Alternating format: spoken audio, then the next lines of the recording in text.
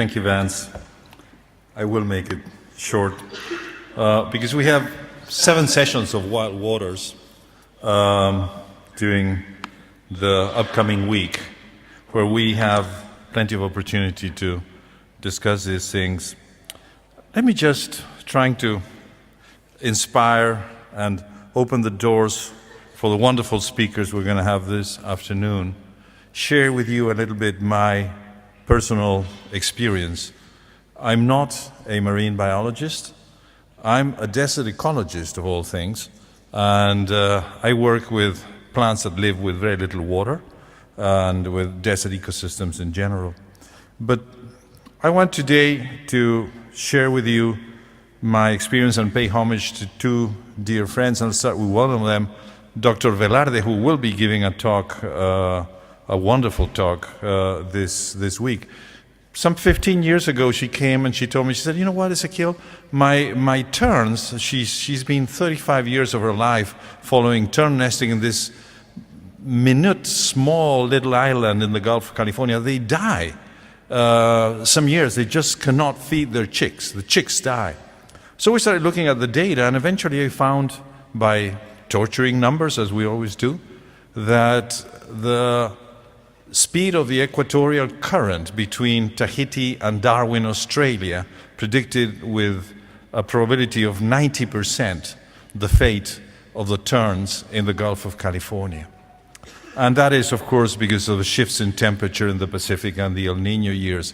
But the main thing I got from that is, wow, these oceans are actually, or the ocean is actually driving everything that happens on the islands, on the coast, on Earth. And then we started studying more and more of these things, and we found that precipitation patterns in the desert have to do with what happens in the ocean. The rhythm at which sea level rise is coming up has to do with anomalies and with thermal expansion of the waters. The frequency of destructive anomalies like hurricanes is related to what is happening in the oceans. And then some years later, another dear friend that's going to be giving a number of presentations, Octavio Aburto, came and he said, Ezequiel, you work with mangroves from the terrestrial perspective. Let us prove that mangroves give environmental services. I said, well, that's very difficult to prove, but he doesn't take no for an answer, and we started working on it. And to make a long story short, we were able to demonstrate that one hectare of red mangrove produces every year in the order of $40,000 for the fishermen.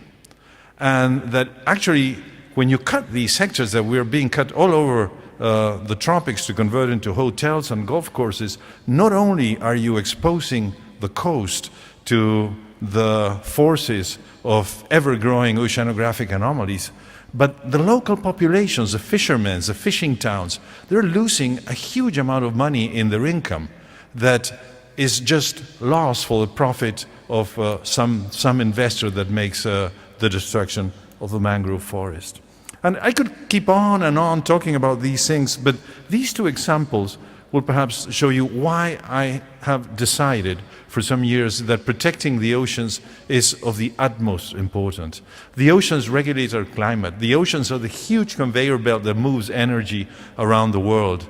The oceans are where the excess energy of climate change and global warming is being stored, and from where the big anomalies that we're receiving with ever-growing frequency come.